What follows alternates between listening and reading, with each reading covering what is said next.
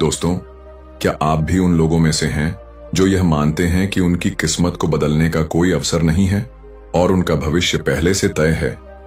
क्या आपको लगता है कि मेहनत और संघर्ष करने के बावजूद आपकी किस्मत में कोई बदलाव नहीं हो सकता? अगर आपका जवाब हाँ है, तो आइए आपकी इस सोच को एक पौराणिक कथा के माध्यम से बदलते हैं।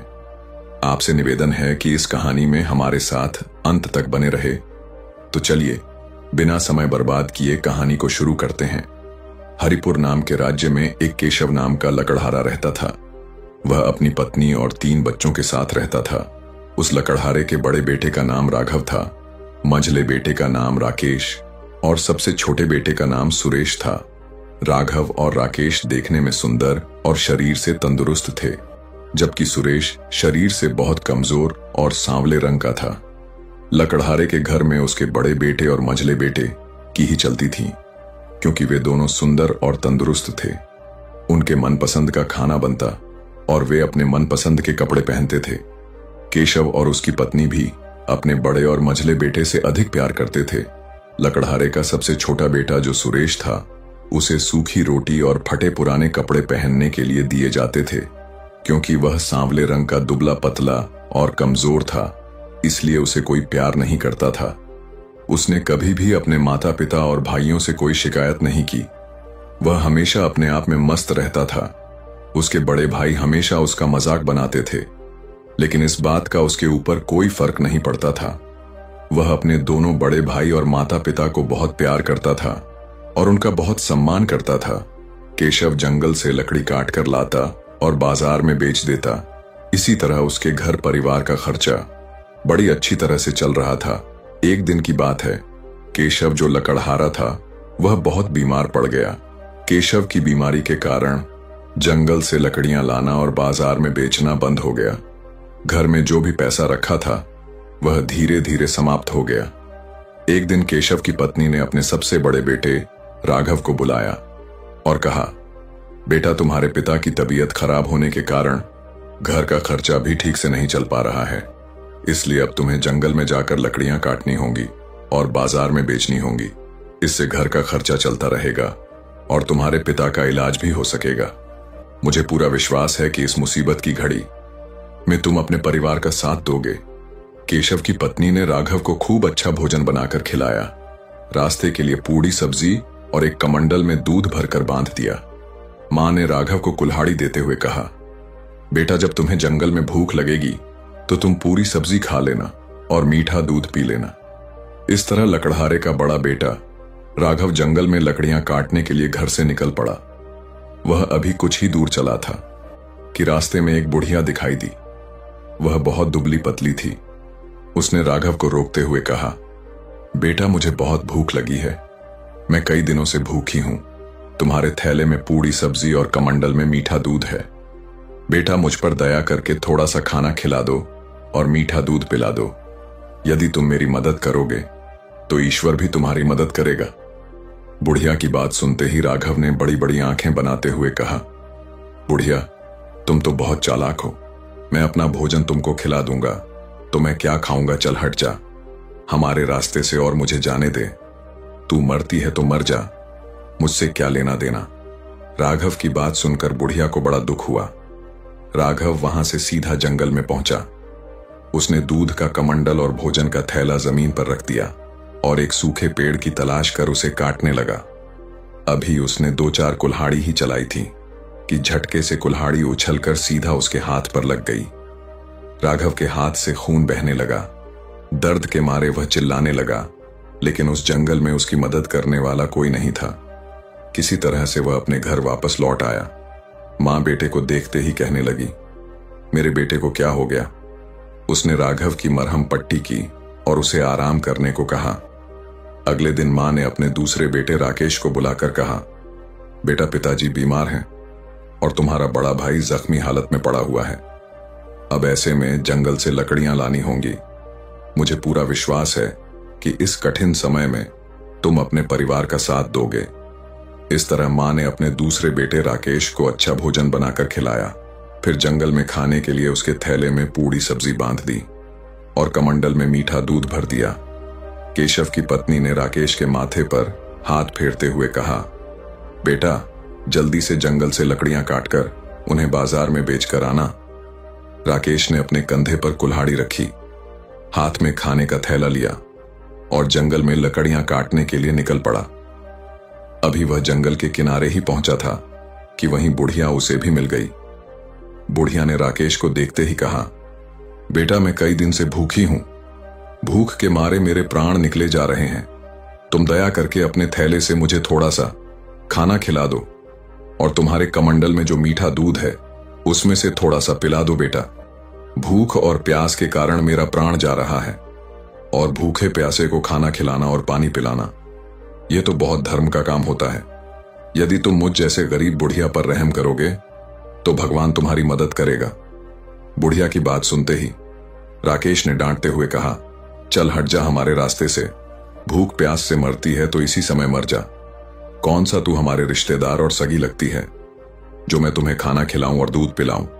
राकेश ने जंगल में पहुंचकर एक सूखे पेड़ को देखकर राकेश अपना खाना और कमंडल जमीन पर रखकर उस सूखे पेड़ पर कुल्हाड़ी चलाना लगता है। अभी उसने 5 कुल्हाड़ी ही चलाई थी कि तभी एक कुल्हाड़ी उछलकर उसके पैरों में जा लगी। उसके पैर से खून बहने लगा। दर्द के मारे वह चिल्लाने लगा, लेकिन उस जंगल में उसकी मदद करने वाला कोई भी आदमी मौजूद नहीं था। राकेश किसी तरह से अपने आप को संभालते हुए घर पहुंचा। लकड़हारा और उसकी पत्नी ने अपने बेटे को देखकर कहा, यह क्या हो रहा है। लकड़हारा कहने लगा कि किस्मत ने कैसा जाल फैलाया है। एक ही समय में मेरे दोनों बेटे और मैं खुद बिस्तर पर पहुंच गया। अब घर का खर्चा कैसे चलेगा। किसी तरह से रात बीती तो जो लकड़हारे का सबसे छोटा बेटा सुरेश था वह अपने माता पिता के पास पहुंचा और कहने लगा, पिताजी मैं भी आपका बेटा हूं। इस समय मेरे दोनों भाई जख्मी हालत में हैं और आप बीमार हैं। अब ऐसी स्थिति में आप तीनों से घर का काम नहीं हो पाएगा। यदि आप मुझे इजाजत दें तो मैं जंगल से लकड़ियां काटकर बाजार में बेच आऊंगा। सुरेश की बात सुनकर उसके माता पिता हंसने लगे और कहने लगे, अरे बेवकूफ, जंगल से लकड़ियां काटकर लाना कोई आसान काम नहीं है। अपने माता पिता के मुख से ऐसी बात सुनकर सुरेश कहने लगा, पिताजी मैं शरीर से भले ही कमजोर हूं लेकिन मुझ में हिम्मत है। मैंने अपने बुजुर्गों से सुना है कि जो हिम्मत करके आगे बढ़ता है भगवान उसकी मदद स्वयं करते हैं। लकड़हारा और उसकी पत्नी कहने लगे, बेटा तुम तो बेवकूफी बातें कर रहे हो। तुम्हारे शरीर में तो इतना जोर भी नहीं है कि तुम कुल्हाड़ी ठीक से चला सको और दिमाग में इतनी अक्ल नहीं है कि तुम बाजार में जाकर लकड़ियां बेच सको। लकड़हारा और उसकी पत्नी ने उसे बहुत समझाया लेकिन वह अपनी जीत पर अड़ा रहा कि मैं जंगल जाकर लकड़ियां लाऊंगा और उन्हें बाजार में बेचूंगा।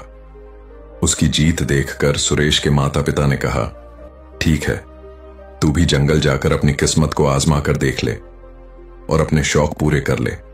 सुरेश जब कुल्हाड़ी लेकर अपनी मां के पास पहुंचा तो उसे देखते ही लकड़हारे की पत्नी कहने लगी, अरे बेवकूफ क्यों जीत कर रहा है। जो काम मेरे दोनों बेटे नहीं कर सके वह काम तू क्या करेगा। लकड़ी की पत्नी ने एक सूखी रोटी और कमंडल में थोड़ा सा पानी देते हुए कहा, जब तुझे भूख लगे तो इस सूखी रोटी को खाकर पानी पी लेना, इससे ज्यादा तुझे कुछ भी नहीं चाहिए, तेरा पेट इसी में भर जाएगा। मां ने जहां अपने दोनों बड़े बेटे राघव और राकेश के लिए पूड़ी सब्जी और मीठा दूध देकर जंगल भेजा था, वहीं सुरेश को एक सूखी रोटी और पानी देकर जंगल भेज दिया। सुरेश बहुत खुश था। वह एक हाथ में सूखी रोटी और पानी लिए हुआ था और दूसरे हाथ से कंधे पर रखी हुई कुल्हाड़ी को पकड़े चला जा रहा था। उसे कोई चिंता नहीं थी, बस उसके मन में एक ही धुन थी कि उसे लकड़ी काट कर लाना है। अभी सुरेश जंगल के किनारे ही पहुंचा था कि तभी उसे भी वहीं बुढ़िया फिर मिल गई जो उसके दोनों बड़े भाइयों को मिली थी। उस बुढ़िया ने सुरेश को देखते ही कहा, बेटा मैं कई दिनों से भूखी हूं और प्यासी हूं। भूख और प्यास के कारण मेरे प्राण जा रहे हैं। यदि तुम मुझे अपने से थोड़ा सा भोजन करा देते और पानी पिला देते तो मेरे प्राण बच जाते। उस बुढ़िया के मुख से इस तरह की बात सुनते ही सुरेश कहने लगा कि मां जी, आप तो मुझे बहुत कमजोर और भूखी प्यासी दिखाई देती हैं, लेकिन क्या करूं, मेरे पास कोई अच्छा खाना नहीं है। मेरे पास तो केवल सूखी रोटी है। यदि आप इसे खाना चाहो तो बड़ी शौक से खा सकती हो। इतना कहकर जैसे ही सुरेश अपने थैलों को खोलने लगा तो उसके आश्चर्य का ठिकाना नहीं रहा। उसने देखा कि उसके थैले में सूखी रोटी की जगह पर पुड़ी और मिठाइयां भरी पड़ी हैं। सुरेश ने जब अपने कमंडल को खोल करके देखा तो पानी की जगह उसके कमंडल में मीठा दूध और सूखी रोटी की जगह उसके थैले में पुड़ी थी। यह सब देख करके सुरेश आश्चर्यचकित था। वह कहने लगा, कहीं मैं कोई सपना तो नहीं देख रहा हूं, यह सब कैसे हो गया? सुरेश की बात सुनकर बुढ़िया कहने लगी, बेटा यह सपना नहीं हकीकत है। तुमने मुझ जैसे गरीब लाचार बुढ़िया पर दया दिखाई, यह उसी का फल भगवान ने दिया है। तुम्हारी सूखी रोटी पूड़ी और पकवान बन गए और कमंडल में रखा पानी मीठा दूध बन गया। यह सब उसी की दया का परिणाम है। जो लोग दूसरों का भला करते हैं भगवान उनका भला जरूर करते हैं। सुरेश उस बुढ़िया को खाना खिलाकर जब जंगल की ओर जाने लगा तो बुढ़िया कहने लगी, बेटा मैं बहुत भूखी थी और तुमने मुझे खाना खिलाया। मैंने सोचा था कि तुम्हें कुछ दुआ दूंगी। इतना कहकर बुढ़िया सुरेश को साथ में लेकर चलने लगी। एक पेड़ के पास पहुंचकर बुढ़िया ने कहा, बेटा जब मैं चली जाऊं तब तुम पेड़ को काट देना। तुम्हें एक ऐसी चीज मिलेगी जो तुमने इससे पहले कभी नहीं देखी होगी। वह चीज तुम्हारे बहुत काम आएगी और हो सकता है कि इस चीज के कारण तुम्हारी किस्मत बदल जाए। इतना कहकर बुढ़िया वहां से चली गई। सुरेश बहुत खुश था। जब वह बुढ़िया चली गई तो उसने कुल्हाड़ी को दोनों हाथों से पकड़ा और उस पेड़ पर जोर जोर से वार करने लगा। वह दुबला पतला कमजोर सा सांवला रंग का लड़का था। अभी उसकी उम्र ही क्या थी, लेकिन उसने हिम्मत नहीं हारी। वह जोर जोर से पेड़ पर कुल्हाड़ी चलाता रहा। आखिरकार वह पेड़ कटकर जमीन पर गिर गया। सुरेश के आश्चर्य का ठिकाना नहीं था। उसने देखा कि इस पेड़ के तने में एक सुंदर सी चिड़िया बैठी थी जिसके पंख सोने के थे, जो पूरी तरह से सोने की थी। सुरेश ने उस चिड़िया को देखकर कहा, यदि मैं इसे बाजार में बेच दूं तो इससे बहुत सारे पैसे मिलेंगे। इससे तो सच में हमारी किस्मत बदल जाएगी और हम अमीर हो जाएंगे। हमारे माँ बाप को जंगल से लकड़ियां काटकर बेचना नहीं पड़ेगा। यही विचार करके सुरेश ने उस सोने की चिड़िया को उठा लिया और उसे बेचने के लिए शहर जाने लगा। लेकिन शहर वहां से काफी दूर था। सुरेश के शहर पहुंचते पहुंचते अंधेरा हो चुका था और वहां की सारी दुकानें बंद हो चुकी थीं। ऐसे में उसने अपने सोने की चिड़िया का कोई खरीदार नहीं पाया। अब ऐसी स्थिति में वह अपने घर वापस नहीं जा सकता था क्योंकि रात बहुत हो चुकी थी। ऐसे में उसे रात भर वहीं गुजारना था। सुरेश एक सराय वाले के पास गया और कहने लगा, भाई साहब क्या मैं आपके यहां रात्रि के लिए विश्राम कर सकता हूं? आपका जो भी किराया बनेगा वह मैं चुका दूंगा, क्योंकि मुझे सुबह यहां की बाजार देखनी है। सुरेश की बात सुनकर सराय वाले ने कहा, यह सराया मैंने इसीलिए बनवा कर रखी है ताकि तुम जैसे से मुसाफिर आए और यहां पर विश्राम करें। तुम आराम से यहां पर रात गुजार सकते हो। सराय वाले ने जब सुरेश के हाथ में एक अद्भुत चिड़िया देखी तो कहने लगा, यह सोने की चिड़िया तुम्हारे पास कहां से आई? इसके तो सारे पंख सोने के हैं। इतनी सुंदर चिड़िया हैं। ऐसी अद्भुत चिड़िया मैंने अपने जीवन में कभी नहीं देखी। मैं अपनी बेटियों को बुलाकर लाता हूं और इस अद्भुत चिड़िया को दिखाता हूं। मेरी तीनों बेटियां इस सोने की चिड़िया को देखकर बहुत प्रसन्न हो जाएंगी। वह सराय वाला तुरंत अपनी तीनों बेटियों को बुलाकर लाया और कहने लगा, देखो यह सोने की चिड़िया कितनी सुंदर है। तब बड़ी बेटी ने कहा, यह चिड़िया कितनी सुंदर है। मझली बेटी ने कहा, इसके पंख तो सोने के हैं। और सबसे छोटी बेटी ने कहा, तुम बड़े किस्मत वाले हो जो ऐसी अद्भुत चिड़िया तुम्हारे पास है जो पूरी तरह से सोने की है। सुरेश जिसके घर में ठहरा हुआ था, उसके तीनों बेटियां उस सोने की चिड़िया को देखकर बहुत खुश थीं। सुरेश ने सराय वाले के कहने पर उस सोने की चिड़िया को दूसरे कमरे में रखा और खुद दूसरे कमरे में जाकर लेट गया। वह काफी थक चुका था, इसलिए उसे लेटते ही नींद आ गई और वह गहरी नींद में सो गया। उधर सराय वाले की जो सबसे बड़ी बेटी थी, उसके मन में उस सोने की चिड़िया को देखकर लालच पैदा हो गया। वह सोचने लगी, यदि मैं इसके एक पंख को नोच लूं तो इससे उस पर कोई फर्क भी नहीं पड़ेगा। यही सोचकर सराय वाले की सबसे बड़ी बेटी उस सोने की चिड़िया वाले कमरे में पहुंच गई। जैसे ही वह चिड़िया के पंख नोचने के लिए अपना हाथ आगे बढ़ाती है तो उसके हाथ उस चिड़िया से चिपक जाते हैं। वह बहुत प्रयास करती है लेकिन अपने हाथ उसे छोड़ा नहीं पाती।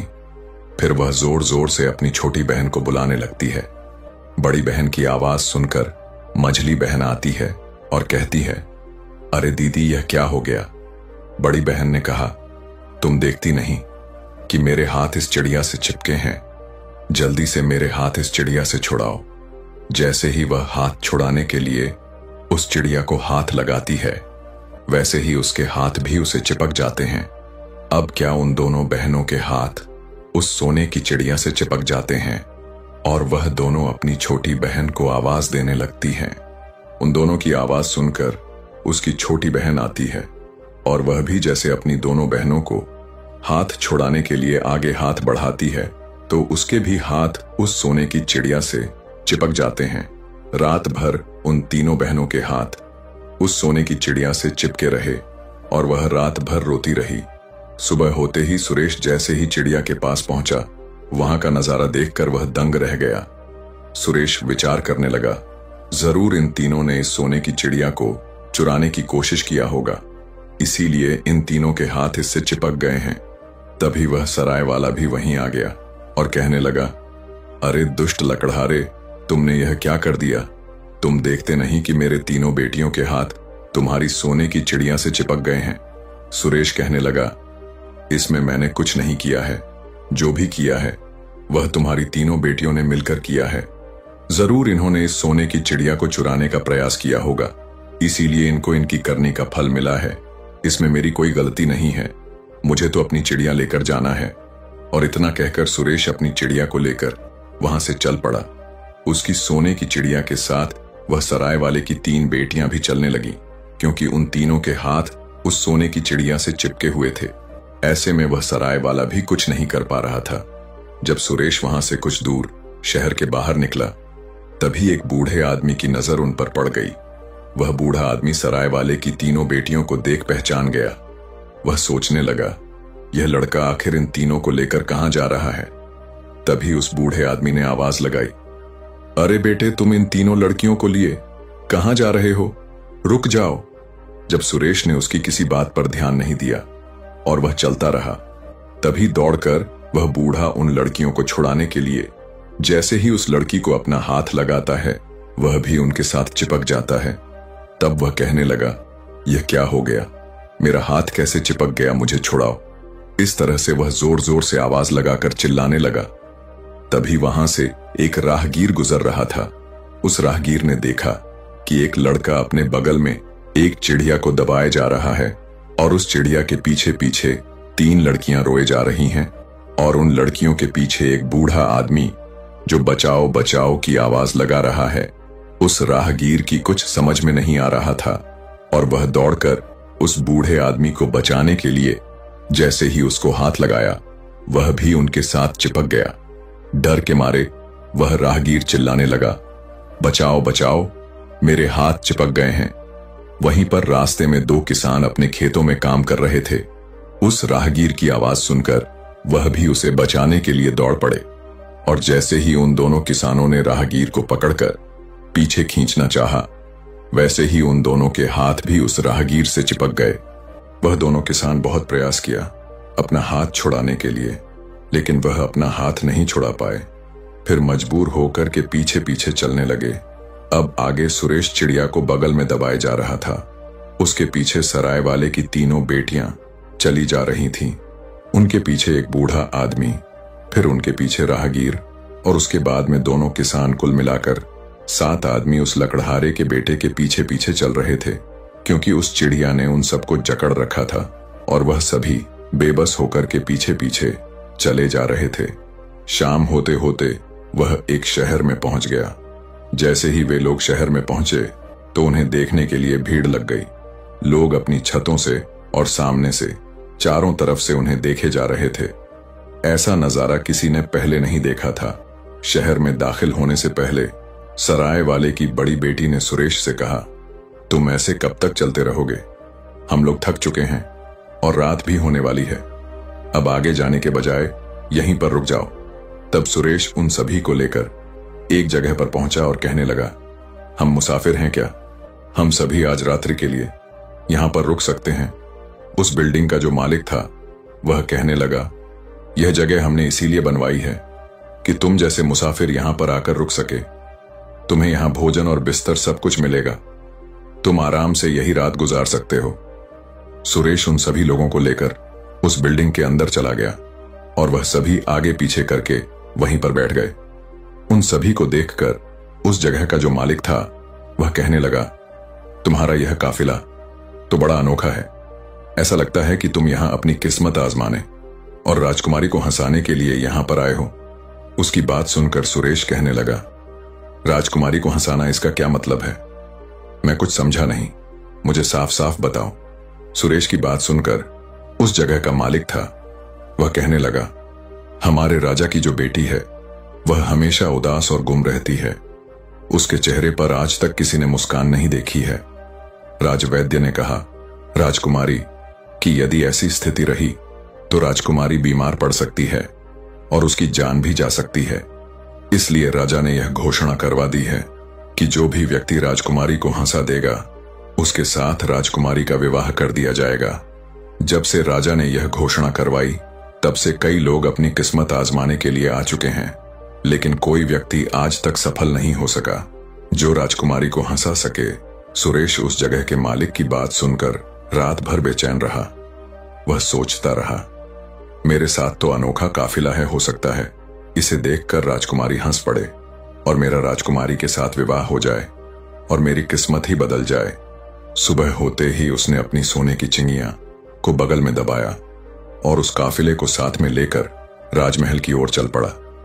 जैसे ही सुरेश राजमहल के मुख्य दरवाजे पर पहुंचा तब पहरेदार ने देखते ही कहा, वाह भाई, तुम्हारा यह काफिला तो बहुत ही अद्भुत है।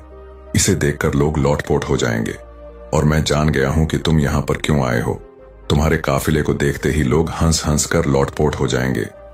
मैं अभी तुम्हें राजा के पास ले चलता हूं।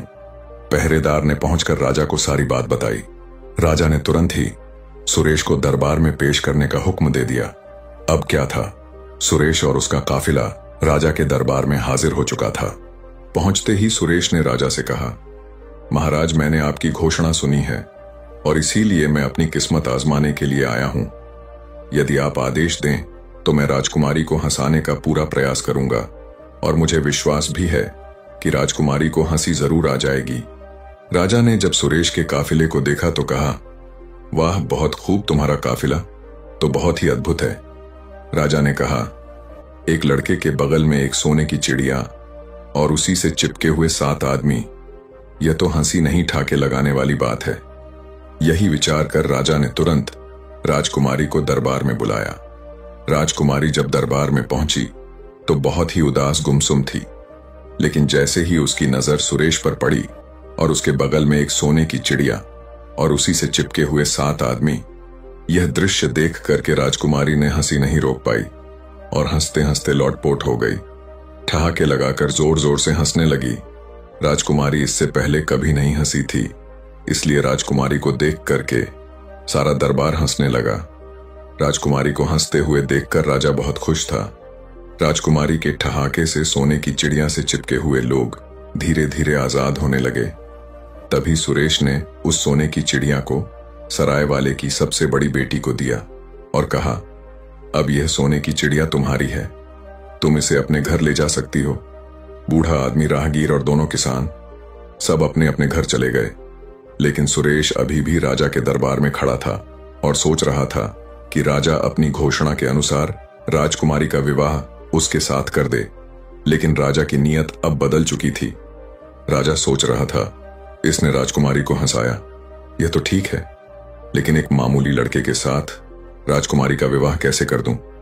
राजा किसी भी हालात में उस मामूली लड़के को अपना दामाद नहीं बनाना चाहता था।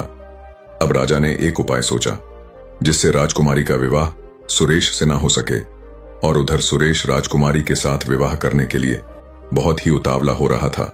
सुरेश ज्यादा देर तक इंतजार नहीं कर पाया, उसका सब्र का टूट चुका था। उसने राजा से कहा, महाराज, मैंने आपकी शर्त पूरी कर दी है, अब आप भी अपनी शर्त के अनुसार राजकुमारी का विवाह हमारे साथ कर दीजिए। सुरेश की बात सुनकर राजा ने कहा, तुम अब भी हमारी बेटी के लायक नहीं हो, पहले उसके लायक बनो, तब हमसे आकर मिलना। राजा की बात सुनकर सुरेश ने कहा, महाराज, अब आप मुझसे क्या चाहते हैं? राजा ने कहा, तुम एक ऐसे आदमी को ढूंढ कर लाओ जो 100 मन दूध एक साथ में पी जाए। राजा की बात सुनकर सुरेश बहुत परेशान हो गया। वह सोच रहा था, अब ऐसा आदमी मैं कहां से ढूंढ कर लाऊं? यही विचार करते करते वह उसी जंगल में जा पहुंचा जहां पहले उसे वह बुढ़िया मिली थी, जिसे उसने खाना खिलाया था। सुरेश सोचने लगा, मैं उसी से अपनी समस्या कहूं, हो सकता है वह कोई समाधान निकाल दे। यही विचार करके सुरेश उस पेड़ के पास पहुंच गया जहां उसे सोने की चिड़िया मिली थी। सुरेश ने देखा कि वहां वह बुढ़िया बैठी रो रही है। सुरेश ने उस बुढ़िया को रोते हुए देखा तो पूछने लगा, माता जी, आप क्यों रो रही हो? तब बुढ़िया ने कहा, तुम बड़े नेक आदमी हो, इसलिए मैं तुमसे बता रही हूं। मेरे बेटे को बहुत प्यास लगी है। उसने मटका भर पानी पी लिया है, लेकिन फिर भी उसकी प्यास नहीं बुझी है। यदि कहीं उसे 100 मन दूध मिल जाता तो उसे पीकर अपनी प्यास बुझा लेता, लेकिन इतना दूध कहां मिलेगा और कहां से आएगा? कौन उसे 100 मन दूध पिलाए? इतना सुनकर सुरेश बहुत प्रसन्न हो गया। वह बुढ़िया के बेटे के पास पहुंचकर कहने लगा, भाई, तुम मेरे साथ चलो, मैं तुम्हें दूध पिलवाऊंगा। तुम जितना दूध पी सकते हो उतना पी लेना। इतना कहकर सुरेश उस बुढ़िया के बेटे को अपने साथ लेकर राजा के दरबार में पहुंच गया और कहने लगा, महाराज, आप इसे जितना दूध पिलाना चाहते हो पिला दो, ये आपका 100 मन दूध पी जाएगा। राजा ने उस नाटे कद काठी आदमी को देखकर कहा, यह आदमी देखने में तो बहुत छोटा है, यह कैसे इतना सारा दूध पी लेगा? सुरेश ने कहा, महाराज, आप इसकी चिंता बिल्कुल मत करिए, आप दूध का इंतजाम करवाइए। राजा की आज्ञा से दूध मंगवाया गया और उस छोटे कद के आदमी ने दूध पीना शुरू किया। कुछ ही देर में दूध की सारी बाल्टियां खाली हो चुकी थीं। दरबार के सभी लोग आश्चर्यचकित थे कि इतना छोटा आदमी इतना सारा दूध कैसे पी गया। सुरेश ने बुढ़िया के बेटे को धन्यवाद दिया और उसे विदा कर दिया।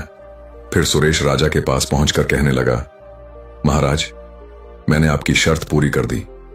अब आप भी अपने वचन के अनुसार राजकुमारी का विवाह मुझसे कर दीजिए।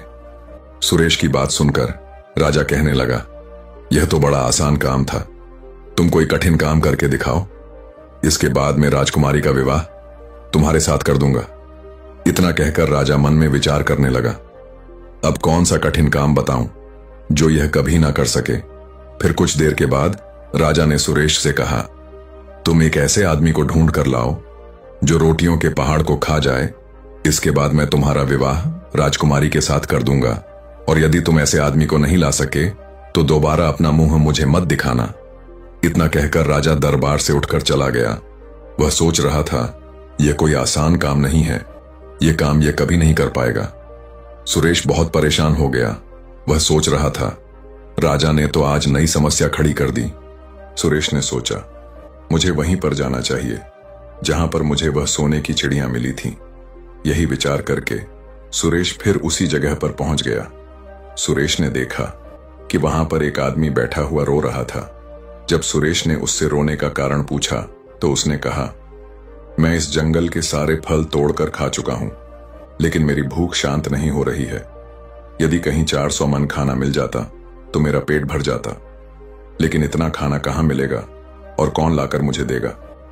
सुरेश उसकी बात सुनकर बहुत खुश हुआ और कहने लगा, तुम मेरे साथ चलो, मैं तुम्हें भोजन करवाता हूं। सुरेश उस भूखे आदमी को लेकर राजा के दरबार में पहुंच गया और कहा, महाराज, आप रोटियां बनवाएं, यह आदमी बहुत भूखा है, यह रोटियों के पहाड़ को भी खा सकता है। राजा ने राज दरबार के सारे आटे की रोटियां बनवाई और रोटियों का पहाड़ लगा दिया।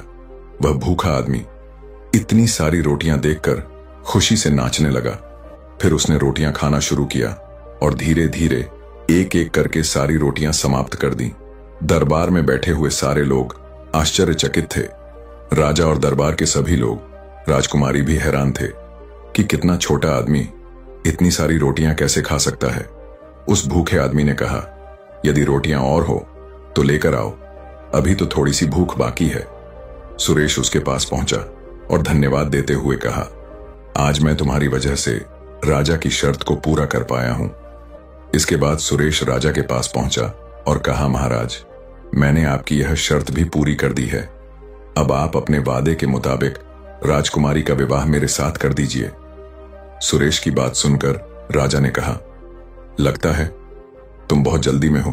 अभी तुम्हें एक काम और करना है। तुम मुझे जहाज लाकर दो जो हवा, पानी और जमीन तीनों पर चलता हो। यदि तुम ऐसा जहाज लाकर मुझे दोगे तो मैं समझ जाऊंगा कि तुम राजकुमारी के लायक हो।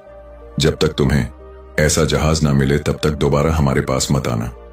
राजा की बात सुनकर सुरेश वहां से चला गया। राजकुमारी यह सब बातें सुन रही थी। सुरेश के चले जाने पर राजकुमारी ने राजा से कहा, पिताजी, यदि किसी से वादा करो तो उसे निभाना चाहिए। आपने उस आदमी के साथ बहुत गलत की। राजकुमारी की बात सुनकर राजा कहने लगा, तुम इस मामले में बिल्कुल चुप रहो। मैं तुम्हारा विवाह उस व्यक्ति से करूंगा जो तुम्हारे लायक होगा। मैं इस साधारण आदमी को अपना दामाद नहीं बना सकता। राजकुमारी अपने पिता की बात सुनकर अपने कक्ष में वापस चली गई। उधर सुरेश बहुत परेशान था। उसे समझ में नहीं आ रहा था कि अब वह क्या करे। राजा की अजीब शर्त वह कैसे पूरा करे।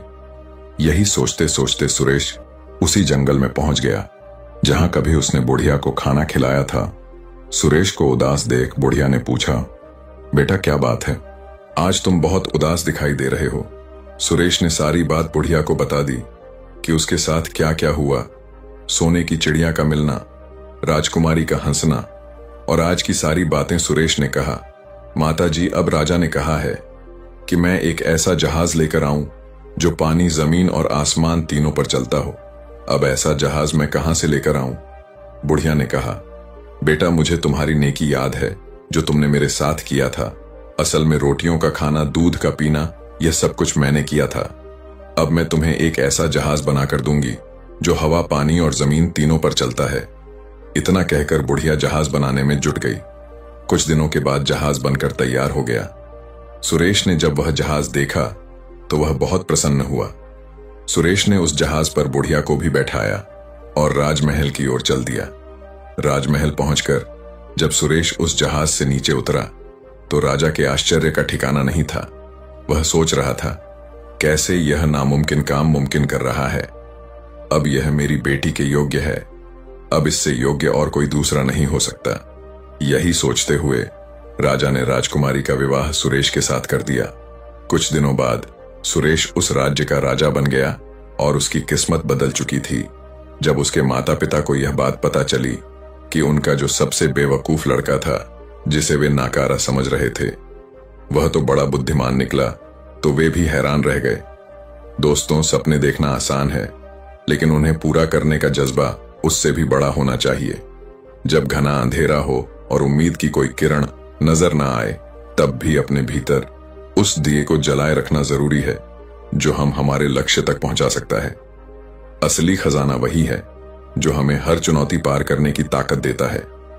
अब सवाल यह है कि क्या आप भी अपने सपनों का पीछा करने के लिए तैयार हैं? क्या आप हर मुश्किल से लड़कर अपनी कहानी को उस ऊंचाई तक ले जाने का साहस जुटा सकते हैं जहां आपकी मेहनत और विश्वास का खजाना आपका इंतजार कर रहा है? एक बात हमेशा याद रखें, हर छोटा कदम एक बड़े बदलाव की ओर बढ़ता है, और जब आप अपनी जिंदगी में पहला कदम उठाते हैं तो वहीं से आपकी किस्मत बदलने की शुरुआत होती है।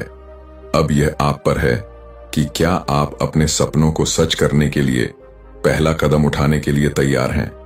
दोस्तों, आपने आज इस कहानी से क्या सीखा? आप हमें कमेंट सेक्शन में जरूर बताएं, और हां, हमारे चैनल को सब्सक्राइब करना ना भूलें ताकि आपको ऐसी ही और भी प्रेरणादायक कहानियां मिलती रहें। धन्यवाद।